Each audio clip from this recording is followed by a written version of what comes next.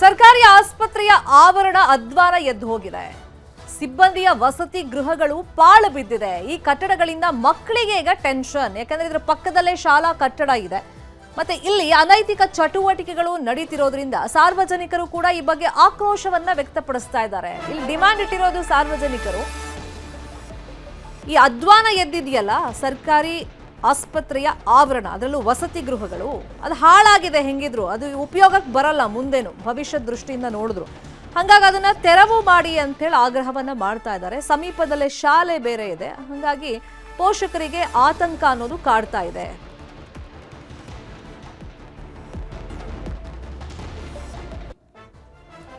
ಇನ್ನು ಈ ವಸತಿ ಗೃಹಗಳು ಹಾಳಾಗಿದ್ರು ಕೂಡ ಅದನ್ನ ತೆರವು ಮಾಡುವಂತ ಕೆಲಸ ಯಾಕೆ ಮಾಡಿಲ್ಲ? ಹತ್ರದಲ್ಲೇ ಶಾಲೆ ಇದೆ, ಹಾಗಾಗಿ ಅಲ್ಲಿನ ಶಿಕ್ಷಕರಿರ್ಬೋದು ಅಥವಾ ಪೋಷಕರು, ಮಕ್ಕಳು ಯಾವ ತರ ಆತಂಕ ವ್ಯಕ್ತಪಡಿಸ್ತಾ ಇದ್ದಾರೆ, ಈ ಬಗ್ಗೆ ಒಂದು ವರದಿ ಇದೆ, ನೋಡೋಣ.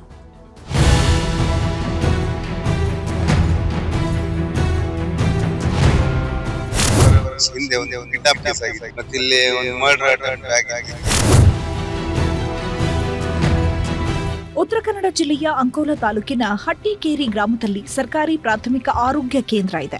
ವೈದ್ಯರು, ನರ್ಸ್ಗಳು, ಸಿಬ್ಬಂದಿಗಳಿಗೆ ಆಸ್ಪತ್ರೆ ಪಕ್ಕದಲ್ಲೇ ವಸತಿ ಗೃಹಗಳನ್ನು ನಿರ್ಮಿಸಲಾಗಿತ್ತು.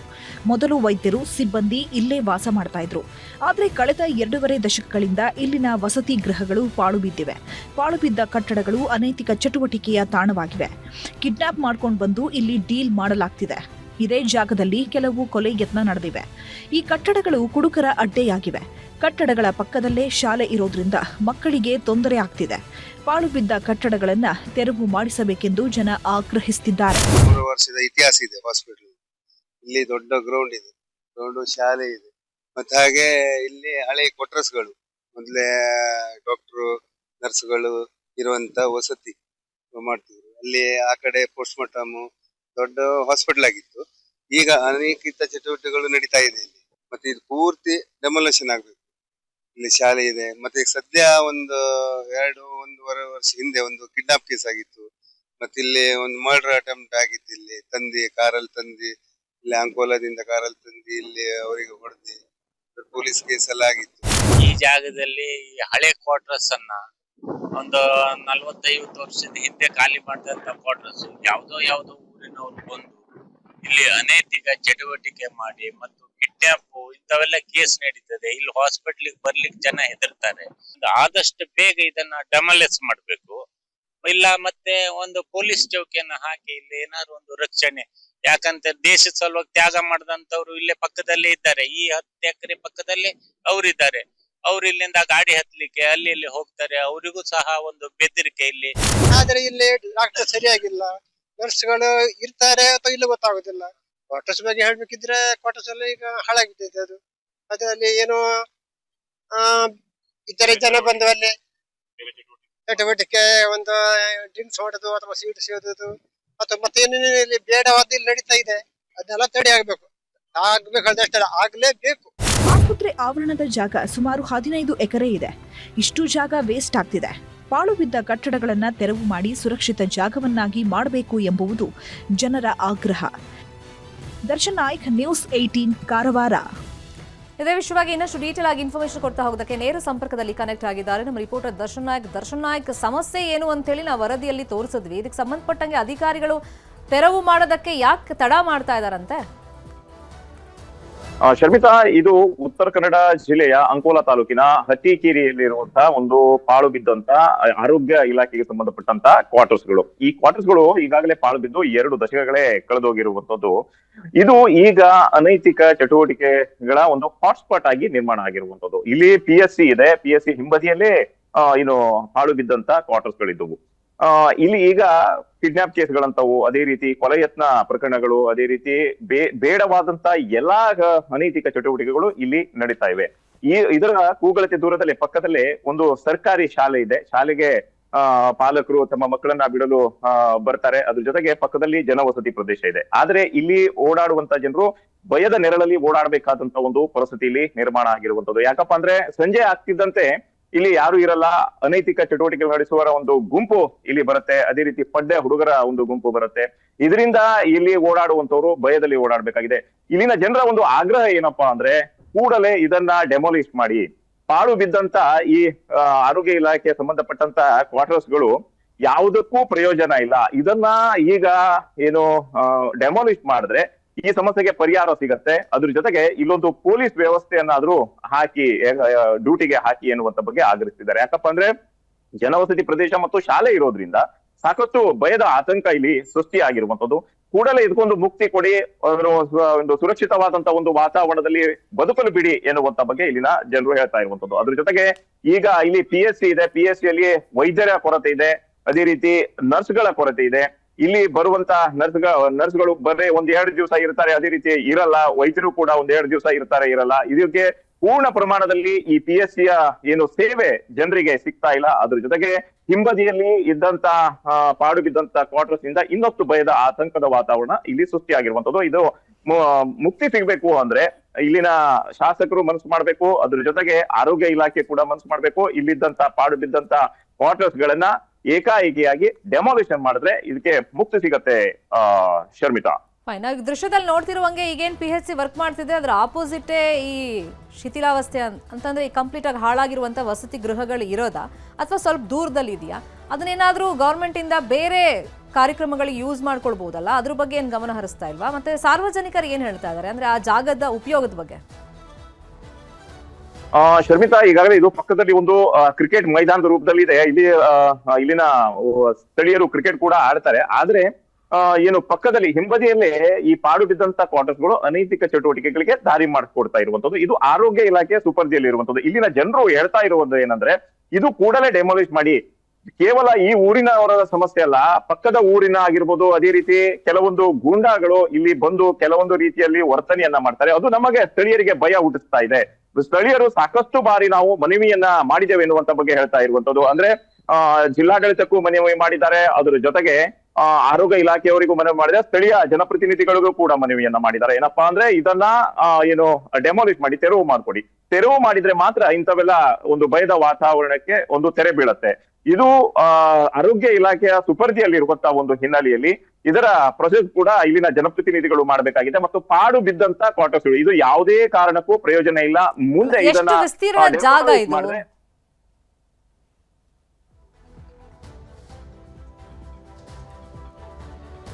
ಎಷ್ಟು ವಿಸ್ತೀರ್ಣ ಜಾಗ ಇದು ದರ್ಶನ್? ಶರ್ಮಿತಾ, ಇದು ಒಂದು ಅಂದಾಜಿನ ಪ್ರಕಾರ ಒಂದು 10-15 ಎಕರೆ ಜಾಗ ಇದೆ ಆರೋಗ್ಯ ಇಲಾಖೆಯದು. ಇಲ್ಲಿ ಇನ್ನೊಂದು ಆಗ್ರಹ ಕೇಳಿ ಬರ್ತಾ ಇರುವಂತದ್ದು ಏನಪ್ಪಾ ಅಂದ್ರೆ ಇಷ್ಟೊಂದು ಆರೋಗ್ಯ ಇಲಾಖೆಯ ಜಾಗ ಇದೆ, ಇಲ್ಲೊಂದು ಟ್ರಾಮಾ ಸೆಂಟರ್ ಅನ್ನ ಮಾಡಿ ಜಿಲ್ಲಾ ಆಸ್ಪತ್ರೆಯನ್ನ ಇಲ್ಲಿ ತೆಗೆದುಕೊಂಡು ಬಂದು ಈಗಾಗಲೇ ಉತ್ತರ ಕನ್ನಡ ಜಿಲ್ಲೆಯಲ್ಲಿ ಜಿಲ್ಲಾಸ್ಪತ್ರೆ ಸ್ಥಳಾಂತರ ಮಾಡ್ಬೇಕು ಎನ್ನುವಂತ ಒಂದು ಕೂಗು ಕೇಳಿ ಬರ್ತಿರುವಂತದ್ದು. ಅದನ್ನ ಈ ಭಾಗದಲ್ಲಿ ಮಾಡಿ ಎನ್ನುವಂತ ಬಗ್ಗೆ ಹೇಳ್ತಾ ಇರುವಂತ. ಯಾಕಂದ್ರೆ ಇಂತ ಒಂದು ಪಾಡು ಬಿದ್ದಂತ ಕ್ವಾರ್ಟರ್ಸ್ ಗಳನ್ನ ತೆರವು ಮಾಡಿ ಇಲ್ಲಿ ಒಂದು ಜಿಲ್ಲಾಸ್ಪತ್ರೆಯನ್ನ ನಿರ್ಮಾಣ ಮಾಡಿದ್ರೆ ಏನು ಸಮಸ್ಯೆ ಆಗಲ್ಲ, ಜನರಿಗೆ ಒಳ್ಳೆ ಸೇವೆ ಸಿಗತ್ತೆ. ಇಲ್ಲಿರುವಂತ ಈಗ PSC ಈ ಒಂದು ಭಯದ ನೆರಳಲ್ಲಿ ಏನು ಕಾರ್ಯನಿರ್ವಹಿಸ್ತಾ ಇದೆ. ಇಲ್ಲಿ ಯಾವುದೇ ರೀತಿಯಾದಂತ ವ್ಯವಸ್ಥೆ ಇಲ್ಲ. ಆ ಹಿನ್ನೆಲೆಯಲ್ಲಿ ಇಲ್ಲಿನ ಜನರು ಹೇಳ್ತಾ ಇರುವಂತದ್ದೇನಪ್ಪಾ ಅಂದ್ರೆ ಶರ್ಮಿತಾ, ಕೂಡಲೇ ಇದನ್ನ ತೆರವು ಮಾಡಿ ಮತ್ತೆ ಈ PSCಗೆ ಒಂದು ಜೀವ ತುಂಬಿ ವೈದ್ಯರನ್ನ ಕೊಡಿ.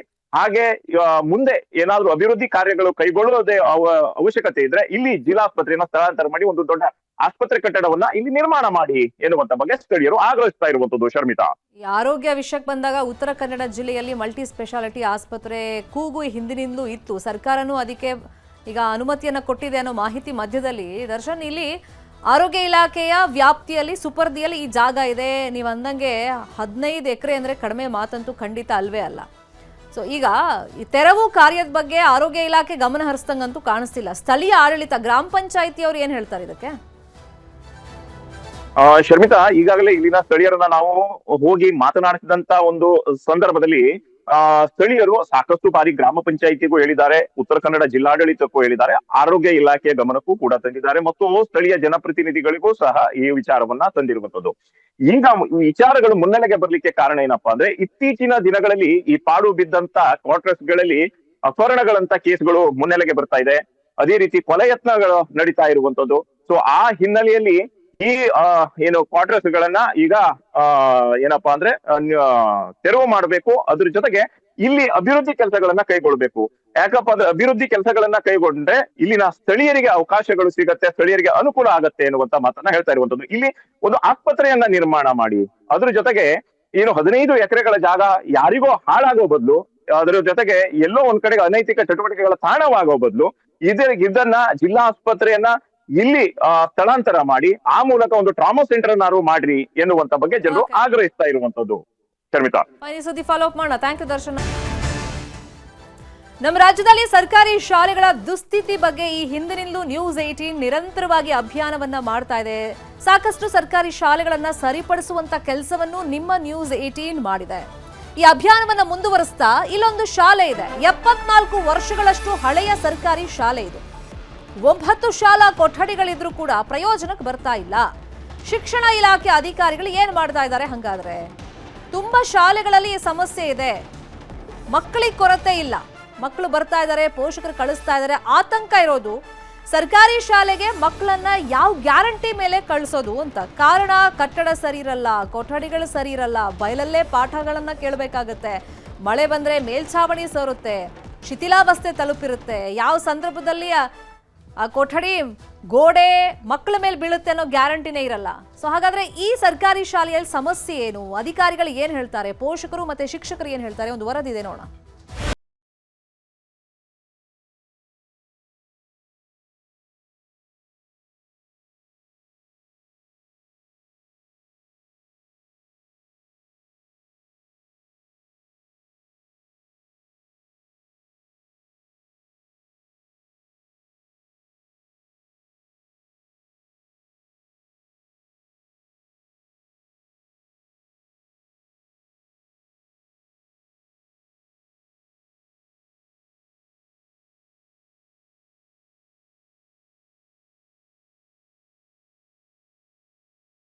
ಅವುಗಳಿಗೆ 4 ಕೊಠಡಿಗಳು ಸಂಪೂರ್ಣ ಶಿಥಿಲಗೊಂಡಿದೆ. ಇನ್ನು ಇರುವ 2 ಕೊಠಡಿಗಳು ಯಾವಾಗಲಾದರೂ ಕುಸಿದು ಬೀಳಬಹುದು.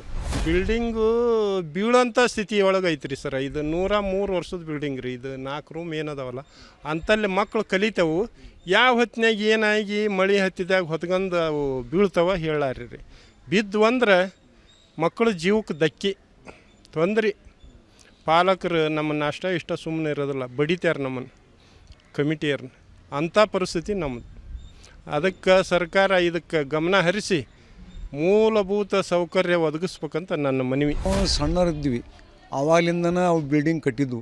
ಇಲ್ಲಿವರೆಗೂ ನಾವು ನಮ್ಮ ಸಿಬ್ಬಂದಿಯರು ಅಡ್ಡಾಡಿದರು, ಅವ್ರು ಏನು ಗಮನಕ್ಕೆ ತೊಗೊಂಡಲ್ಲ. ಇರಲಿ ಬಿಡಪ್ಪ ಏನು ಮಾಡ್ತೀವಿ.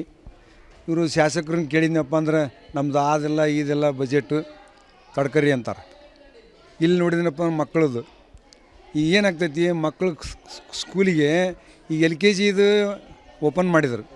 ಈಗ LKGಗೆ ಬರೋಕ್ಕೆ ಸಣ್ಣ ಮಕ್ಕಳು ಏನಾರ ಈಗ ಮ್ಯಾಲಿಂದ ಒಂದು ಹಂಚು ಬಿದ್ನಪ್ಪ ಅಂತಂದ್ರೆ ಅವ್ರ ಮಕ್ಕಳ ಗತಿ ಏನಾಕೈತಿ.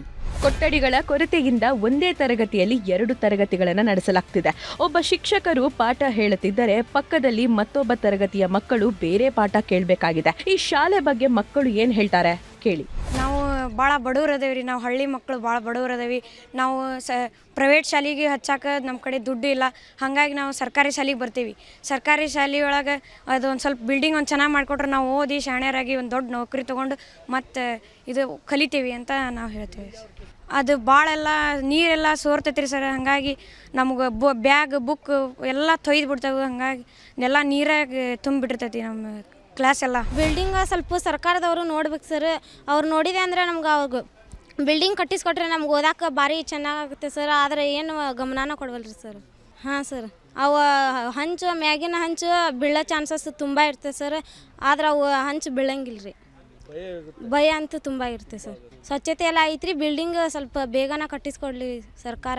ಕೂಡಲೇ ಶಾಲೆಗೆ ಬೇಕಾದ ಕೊಠಡಿಗಳನ್ನು ಕಟ್ಟಿಸಿ ಶಿಕ್ಷಣಕ್ಕೆ ಪೂರಕ ವ್ಯವಸ್ಥೆಯನ್ನ ಮಾಡಬೇಕಾಗಿದೆ. ಮಕ್ಕಳ ಉಜ್ವಲ ಭವಿಷ್ಯಕ್ಕೆ ಅನುಕೂಲ ಮಾಡಿಕೊಡಬೇಕಾಗಿದೆ. ನಾಗರಾಜ್ ಮಾಕಾಪುರ, ನ್ಯೂಸ್ 18 ಕನ್ನಡ, ಹಾವೇರಿ.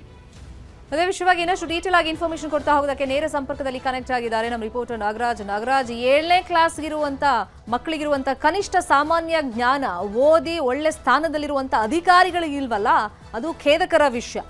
ಶಿಕ್ಷಣ ಇಲಾಖೆ ಏನು ಮಾಡ್ತಾ ಇದೆ? ಯಾಕಂದ್ರೆ ಮಕ್ಕಳು ಬರ್ತಾ ಇದ್ದಾರೆ, ಓದುವಂತ ಒಂದು ಉತ್ಸಾಹ ಅವರಲ್ಲಿದೆ, ಬಟ್ ಅದಕ್ಕೆ ಬೇಕಾದಂತ ಒಂದು ಪರಿಸರವನ್ನ ಕ್ರಿಯೇಟ್ ಮಾಡ್ಕೊಡ್ತಿಲ್ವಲ್ಲ? ಖಂಡಿತವಾಗ್ಲೂ ಶರ್ಮಿತಾ ಶೆಟ್ಟಿ, ಈ ಒಂದು ಶಾಲೆಯಲ್ಲಿ ಕಲ್ತಿರ್ತಕ್ಕಂಥ ಅದೆಷ್ಟೋ ವಿದ್ಯಾರ್ಥಿಗಳು ಕೂಡ ಉನ್ನತ ಹುದ್ದೆಯಲ್ಲಿದ್ದಾರೆ. ಅದರಲ್ಲೂ ಕೂಡ IPS ಅಧಿಕಾರಿಗಳಾಗಿದ್ದಾರೆ ಮತ್ತು ಕೆಲವೊಂದಿಷ್ಟು ಜನರು ಕೂಡ ತಹಸೀಲ್ದಾರ್ ಅಧಿಕಾರವನ್ನು ಕೂಡ ಈಗ ಹುದ್ದೆಯನ್ನ ಅನುಭವಿಸ್ತಾ ಇದ್ದಾರೆ. ಇಂತ ಒಂದು ಒಳ್ಳೆ ಹೆಸರನ್ನ ಹೊಂದಿರತಕ್ಕಂತ ಶಾಲೆಯ ಮಾತ್ರ ಈಗ ಸಂಪೂರ್ಣವಾದ ಶಿಥಿಲ ವ್ಯವಸ್ಥೆಯಲ್ಲಿ ಇರ್ತಕ್ಕಂಥದ್ದು. ಸುಮಾರು ವರ್ಷಗಳಿಂದ ಇದೇ ಸಮಸ್ಯೆಯನ್ನು ಕೂಡ ಅಲ್ಲಿನ ವಿದ್ಯಾರ್ಥಿಗಳು ಮತ್ತು ಅಲ್ಲಿನ ಗ್ರಾಮಸ್ಥರು ಅನುಭವಿಸ್ತಾ ಇದ್ದಾರೆ. ಯಾಕಂತ ಹೇಳಿದ್ರೆ ಸುಮಾರು 171 ವಿದ್ಯಾರ್ಥಿಗಳಿದ್ದಾರೆ. 1951ರಲ್ಲಿ ಕೂಡ ಈ ಒಂದು ಶಾಲೆಯನ್ನ ಸ್ಥಾಪನೆ ಮಾಡಲಾಗಿದೆ. ಅಂತ ಒಂದು ಹಳೆಯದಾಗಿರ್ತಕ್ಕಂಥ ಶಾಲೆಯನ್ನ ರಿನೋವೇಷನ್ ಮಾಡಬೇಕು ಮತ್ತು ಹೊಸದಾಗಿರ್ತಕ್ಕಂಥ ಕಟ್ಟಡಗಳನ್ನ ಮಂಜೂರನ್ನ ಮಾಡ್ಕೊಡಿ ಅಂತ ಹೇಳಿ ಕೂಡ ಅದೆಷ್ಟೋ ವರ್ಷಗಳಿಂದ ಅಲ್ಲಿನ SDMC ಅಧ್ಯಕ್ಷರಾಗಿರ್ಬೋದು, ಸದಸ್ಯರಾಗಿರ್ಬೋದು ಮತ್ತು ಶಿಕ್ಷಕರು ಕೂಡ ಮನವಿಗಳನ್ನ ಸಲ್ಲಿಸ್ತಾ ಇದ್ದಾರೆ. ಆದ್ರೆ ರಿನೋವೇಷನ್ ಕೂಡ ಒಂದ್ ಕಡೆ ಮಾಡ್ಕೊಡ್ತಾ ಇಲ್ಲ, ಮತ್ತೆ ಮತ್ತೊಂದೆಡೆ ಕೂಡ ಹೊಸ ಕಟ್ಟಡಗಳನ್ನು ಕೂಡ ಮಂಜೂರನ್ನ ಮಾಡ್ತಾ ಇಲ್ಲ. ಯಾಕಂತ ಹೇಳಿದ್ರೆ ಸರ್ಕಾರದಲ್ಲಿ ಹಣ ಇಲ್ಲ ಅನ್ನುವಂತ ಮಾತುಗಳನ್ನ ಆಡ್ತಾ ಇದ್ದಾರೆ ಅನ್ನುವಂತ ಆರೋಪಗಳು ಕೂಡ ಸದ್ಯ ಕೇಳಿ ಬಂದಿರತಕ್ಕಂಥದ್ದು. ಹೀಗಾಗಿ ವಿದ್ಯಾರ್ಥಿಗಳು ಕೂಡ ನಿತ್ಯವಾಗಿ ಕೂಡ ಜೀವದ ಭಯದಲ್ಲೇ ಕೂಡ ಪಾಠವನ್ನ ಕೇಳುವಂತ ಪರಿಸ್ಥಿತಿ ಇದೆ. ಯಾಕಂತ ಹೇಳಿದ್ರೆ 4 ಕೊಠಡಿಗಳು ಕೂಡ ಸಂಪೂರ್ಣವಾಗಿ ಶಿಥಿಲ ವ್ಯವಸ್ಥೆಯಲ್ಲಿ ಇರ್ತಕ್ಕಂಥದ್ದು. ಅದರಲ್ಲಿ ಪ್ರಮುಖವಾಗಿ 2 ಕೊಠಡಿಗಳು ಕೂಡ ಸಂಪೂರ್ಣವಾಗಿ ಹಾಳಾಗಿದೆ. ಅದರಲ್ಲಿ ಇರ್ತಕ್ಕಂಥ ಹಂಚುಗಳು ಕೂಡ ಸಂಪೂರ್ಣವಾಗಿ ನೆಲಕಚ್ಚಿರ್ತಕ್ಕಂಥದ್ದು ಮತ್ತು ಅಲ್ಲಲ್ಲಿ ಆ ಕಿಂಡಿಗಳು ಬಿದ್ದಿರೋದ್ರಿಂದ ಮಳೆ ಬಂದಂತ ಸಂದರ್ಭದಲ್ಲಿ ಸಂಪೂರ್ಣವಾಗಿ ಮಳೆ ನೀರು ಕೂಡ ಶಾಲೆಯ ಒಳಗಡೆ ಬರ್ತದೆ. ಹೀಗಾಗಿ ಮಕ್ಕಳ ಪುಸ್ತಕಗಳಾಗಿರ್ಬೋದು, ಬ್ಯಾಗ್ಗಳಾಗಿರ್ಬೋದು ಎಲ್ಲವೂ ಕೂಡ ನೀರಲ್ಲಿ ಹಾಳಾಗ್ತಾ ಇದೆ. ಹೀಗಾಗಿ ನಾವು ಬಡ ವಿದ್ಯಾರ್ಥಿಗಳಿದ್ದೇವೆ, ನಮ್ಗೆ ಸಕಲವಾದಂತ ಒಂದು ಮೂಲಭೂತ ಸೌಕರ್ಯಗಳನ್ನ ಕಲ್ಪಿಸಿ ಕೊಡಿ ಅಂತ ಹೇಳಿ ಕೂಡ ವಿದ್ಯಾರ್ಥಿಗಳು ಒತ್ತಾಯವನ್ನ ಮಾಡ್ತಾ ಇದ್ದಾರೆ. ಮತ್ತು ಈಗ ಶಾಲೆಯಲ್ಲಿ ಕೂಡ ಕೊಠಡಿಗಳ ಸಂಖ್ಯೆ ಕಡಿಮೆ ಇರೋದ್ರಿಂದಾಗಿ ಒಂದೇ ಕೊಠಡಿಗಳಲ್ಲಿ 2 ತರಗತಿಗಳನ್ನ ನಡೆಸುವಂತದ್ದು ಕೂಡ ಅನಿವಾರ್ಯತೆ ಇರುವಂತದ್ದು. ಹೀಗಾಗಿ 1ನೇ ಕ್ಲಾಸ್ ಮತ್ತು 2ನೇ ಕ್ಲಾಸ್ ಪಾಠಗಳನ್ನ ಕೇಳ್ತಕ್ಕಂಥ ಸಂದರ್ಭದಲ್ಲಿ ಎರಡೂ ಕೂಡ ಡಿಸ್ಟರ್ಬೆನ್ಸ್ ಆಗ್ತದೆ ಅನ್ನುವಂತ ಮಾತುಗಳು ಕೂಡ ವಿದ್ಯಾರ್ಥಿಗಳು ಆಡ್ತಾ ಇದ್ದಾರೆ. ಹೀಗಾಗಿ ಸರ್ಕಾರ ಮತ್ತು ಶಿಕ್ಷಣ ಇಲಾಖೆ ಕೂಡ ಕೂಡಲೇ ಎಚ್ಚೆತ್ತುಕೊಂಡು ಅಲ್ಲಿಗೆ ಒಂದು ಶಾಲೆಯನ್ನ ಮಂಜೂರು ಮಾಡಬೇಕು ಮತ್ತು ಈಗ ಕಟ್ಟಡಗಳು ಕೂಡ ಶಿಥಿಲ ವ್ಯವಸ್ಥೆಯಲ್ಲಿ ಇರೋದ್ರಿಂದ ಅವುಗಳನ್ನ ರಿನೋವೇಷನ್ ಅನ್ನ ಮಾಡ್ಕೊಡ್ಬೇಕು. ಯಾಕಂತ ಹೇಳಿದ್ರೆ ಮಳೆಗಾಲದಂತ ಸಂದರ್ಭದಲ್ಲಿ ಕೊಠಡಿಗಳು ಕೂಡ ಸಂಪೂರ್ಣವಾಗಿ ನೆಲಕಚ್ಚಿದಂತ ಸಂದರ್ಭದಲ್ಲಿ ಅಲ್ಲಿ ಕೂಡ ಅಪಾಯಗಳು ಉಂಟಾಗುವಂತ ಸಾಧ್ಯತೆ ಇರ್ತದೆ. ಹೀಗಾಗಿ ಮುನ್ನೆಚ್ಚರಿಕವಾಗಿ ಜಿಲ್ಲಾಡಳಿತ ಎಚ್ಚೆತ್ತುಕೊಂಡ್ರೆ ಬಹಳಷ್ಟು ಒಳ್ಳೆಯದನ್ನುವಂತ ಮಾತುಗಳು ಕೂಡ ಕೇಳಿ ಬರ್ತಾ ಇದೆ. ಹೀಗಾಗಿ ಇದು ಕೂಡ ಪ್ರಮುಖವಾಗಿ ಸಭಾಧ್ಯಕ್ಷರು ಮತ್ತು ಸ್ಪೀಕರ್ ಆಗಿರ್ತಕ್ಕಂಥ ರುದ್ರಪ್ಪ ಲಮಾಣಿ ಅವರ ಕ್ಷೇತ್ರದ ವ್ಯಾಪ್ತಿಯಲ್ಲಿ ಬರ್ತಕ್ಕಂಥ ಶಾಲೆ. ಹೀಗಾಗಿ ಅವರನ್ನು ಕೂಡ ಸ್ಪೀಕರ್ ಆಗಿರೋದ್ರಿಂದ ಅಲ್ಲಿ ಸರ್ಕಾರಕ್ಕೆ ಮನವರಿಕೆ ಮಾಡ್ಕೊಳ್ಳಿಕ್ಕೆ ದೊಡ್ಡ ಪ್ರಶ್ನೆನೇ ಬರುವುದಿಲ್ಲ. ಹೀಗಾಗಿ ಶಿಕ್ಷಣ ಅಧಿಕಾರಿಗಳಿಗೆ ಒಂದು ಕೂಡಲೇ ಅವರಿಗೆ ಮನವರಿಕೆಯನ್ನ ಮಾಡಿಕೊಂಡು ಅದಕ್ಕೆ ಕೊಠಡಿಗಳನ್ನ ಗ್ರಾಮ ಪಂಚಾಯತಿ ಮೂಲಕವಾಗಿ ರಿನೋವೇಷನ್ ಅನ್ನ ಮಾಡ್ಕೊಡಿ ಅನ್ನುವಂತ ಮಾತುಗಳನ್ನು ಕೂಡ ಅಲ್ಲಿನ ವಿದ್ಯಾರ್ಥಿಗಳಾಗಿರ್ಬೋದು, SDMC ಸದಸ್ಯರುಗಳು ಕೂಡ ಆಡ್ತಾ ಇದ್ದಾರೆ. ಶರ್ಮಿತಾ ಶೆಟ್ಟಿ. ನಾಗರಾಜ್, 74 ವರ್ಷಗಳ ಹಳೆ ಕಟ್ಟಡ ಇದು ಅಂತ ಅಲ್ಲಿ ಹೇಳ್ತಾ ಇದ್ರು SDMC ಅಧ್ಯಕ್ಷರು. ಆಗಿಂದ ಏನು ನಿರ್ವಹಣೆ ಮಾಡೇ ಇಲ್ವಾ ಈ ಶಾಲಾ ಕಟ್ಟಡಕ್ಕೆ? ಖಂಡಿತವಾಗ್ಲೂ ಈಗಾಗಲೇ ಅದು ಶತಮಾನೋತ್ಸವದ ಅಂಚಿನಲ್ಲಿ ಇರ್ತಕ್ಕಂಥದ್ದು. ಹಳೆಯ ವಿದ್ಯಾರ್ಥಿಗಳು ಎಲ್ಲರೂ ಕೂಡ ಒಂದು ಶತಮಾನೋತ್ಸವನ್ನ ಆಚರಣೆ ಮಾಡ್ಬೇಕಂತೇಳಿ ಕೂಡ ಒಂದಿಷ್ಟು ಹಣಗಳನ್ನ ಕೂಡ ಹಾಗೆ ಸಂಪರ್ಕದಲ್ಲಿರಿ. ಈ ಬಗ್ಗೆ ಮಾತನಾಡೋದಕ್ಕೆ DDPI ಆಗಿರುವಂತಹ ಮೋಹನ್ ದಂಡಿನವರು ನಮ್ಮ ಜೊತೆ ದೂರವಾಣಿ ಸಂಪರ್ಕದಲ್ಲಿ ಕನೆಕ್ಟ್ ಆಗಿದ್ದಾರೆ. ಸರ್ ನಮಸ್ಕಾರ. ನಮಸ್ತೆ ಮೇಡಮ್. ನಮಸ್ತೆ ಸರ್, ಸರ್ಕಾರಿ ಶಾಲೆ ದುಸ್ಥಿತಿ, ಹಾವೇರಿಯ ನೆಲೋಗಲ್ ಶಾಲೆ 9 ಕೊಠಡಿಗಳಿದ್ರು ಕೂಡ ವೇಸ್ಟ್ ಆಗಿದೆ. 74 ವರ್ಷದ ಹಳೆ ಕಟ್ಟಡ. ಮಕ್ಕಳಿದ್ದಾರೆ, ಮಕ್ಕಳ ಸಂಖ್ಯೆಗೆ ಏನು ಕೊರತೆ ಇಲ್ಲ. 174 ಜನ ಸ್ಟೂಡೆಂಟ್ಸ್ ಇದ್ದಾರೆ. ನಮಗೆ ಸ್ಕೂಲ್ ಬಿಲ್ಡಿಂಗ್ ಬೇಕು ಅಂತ ಕೇಳ್ತಿದ್ದಾರೆ. ಇದ್ರ ಕಡೆ ನೀವು ದಯವಿಟ್ಟು ಗಮನ ಹರಿಸಬೇಕು. ಖಂಡಿತ ಮೇಡಮ್. ಈಗ ಅಲ್ಲಿ 6 ರೂಮು ಉಪಯೋಗಕ್ಕೆ ಯೋಗ್ಯ ಇದೆ ಮೇಡಮ್. 3 ರೂಮು ಶಿಥಿಲಾವಸ್ಥೆ ಅಂತ ಹೇಳಿದ್ದಾರೆ. ಆ 3 ರೂಮನ್ನ ರಿಪ್ಲೇಸ್ಮೆಂಟ್ ಮಾಡೋದು ಮಾಡ್ಲಿಕ್ಕೆ ಪ್ರಯತ್ನ ಮಾಡಿದ್ವಿ. ಅದ್ರ ಜೊತೆಗೆ ಅಲ್ಲಿ ತಾತ್ಕಾಲಿಕವಾಗಿ ಬೇರೆ ಬಾಡಿಗೆ ಕಟ್ಟಡ ತಗೊಂಡು ತರಗತಿ ನಡೆಸಲಿಕ್ಕೂ ನಾವು ಪ್ಲಾನ್ ಮಾಡ್ಕೊಂಡಿದ್ದೇವೆ ಮೇಡಮ್. ಆಮೇಲೆ ಉಳಿದು ವ್ಯವಸ್ಥೆಯನ್ನು ಮಾಡ್ಕೊಂಡು ಆದಷ್ಟು ಬೇಗನೆ ಪ್ರಸ್ತಾವನೆಯನ್ನು ಸಲ್ಲಿಸಿ ಒಂದು ಹೊಸ ಕೊಠಡಿ ನಿರ್ಮಾಣಕ್ಕೆ ಅಗತ್ಯ ಕ್ರಮ ಕೈಗೊಳ್ತೇವೆ ಮೇಡಮ್. ಅಲ್ಲ, ಇವಾಗ ಎಟ್ ಪ್ರೆಸೆಂಟ್ ಕಷ್ಟ ಆಗ್ತಿದೆಯಲ್ಲ, ಇನ್ನು ಪ್ಲಾನಿಂಗ್ ಹಂತದಲ್ಲಿದ್ರೆ ಅದು ಎಕ್ಸಿಕ್ಯೂಟ್ ಆಗೋದು ಯಾವಾಗ?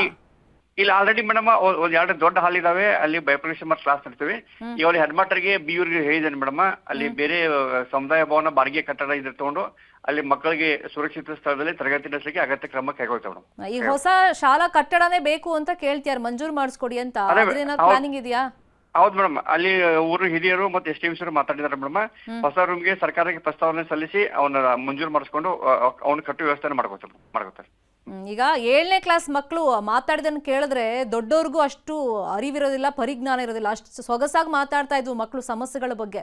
ಹಾಗಾಗಿ ನಮ್ಗೊಂದು ಅವಕಾಶ ಮಾಡ್ಕೊಡಿ ಓದಕ್ಕೆ, ನಾವು ಸಮಾಜಕ್ಕೊಂದು ಹೆಸರು ತರ್ತೀವಿ, ಒಳ್ಳೆ ಸ್ಥಾನಮಾನದಲ್ಲಿ ಕುತ್ಕೋಬೇಕು ಅನ್ನೋ ಆಸೆ ನಮಗೂ ಇದೆ ಅಂತ ಅವ್ರು ಹೇಳ್ತಿದ್ದಾರೆ. ತಲೆ ಮೇಲೆ ಹೆಂಚು ಬಿದ್ರೆ ಯಾರು ಹೊಣೆ ಸರ್ ಆ ಮಕ್ಕಳಿಗೆ? ಇಲ್ಲ ನಾವು ಶಿಥಿಲಗೊಂಡ ರಿಪೇರಿ ಕೊಠಡಿಗಳನ್ನ ಉಪಯೋಗ ಮಾಡಬಂತ ಹೇಳಿದ್ವಿ ಮೇಡಮ್. ಅವ್ರು ಹೆಡ್ ಮಾಸ್ಟರ್ ತಪ್ಪು ಮಾಡಿದ್ದಾರೆ. ಈಗ ನಾನು ಅವ್ರ ಕ್ಲಿಯರ್ ಮಾಡ್ಕೊಂಡು ಒಳ್ಳೆ ರೂಮ್ ದಲ್ಲಿ ಅವ್ರ ವ್ಯವಸ್ಥೆ ಮಾಡ್ಕೊತಾರೆ ಸರ್. ನಿಮ್ಮ ಮಾತಿನ ಮೇಲೆ ಭರವಸೆ ಇಡ್ತೀವಿ, ಸಮಸ್ಯೆ ನಿಮ್ಮ ಮುಂದೆ ಇಟ್ಟಿದ್ದೀವಿ, ಆದಷ್ಟು ಬೇಗ ಅದನ್ನ ಸಾಲ್ವ್ ಮಾಡ್ತೀರಾ ಅಂತ ನಂಬಿರ್ತೀವಿ. Thank you so much Mohan ಅವರ ನ್ಯೂಸ್ 18ಗೆ ರಿಯಾಕ್ಷನ್ ಕೊಡೋದಕ್ಕೆ. Thank you Nagaraj.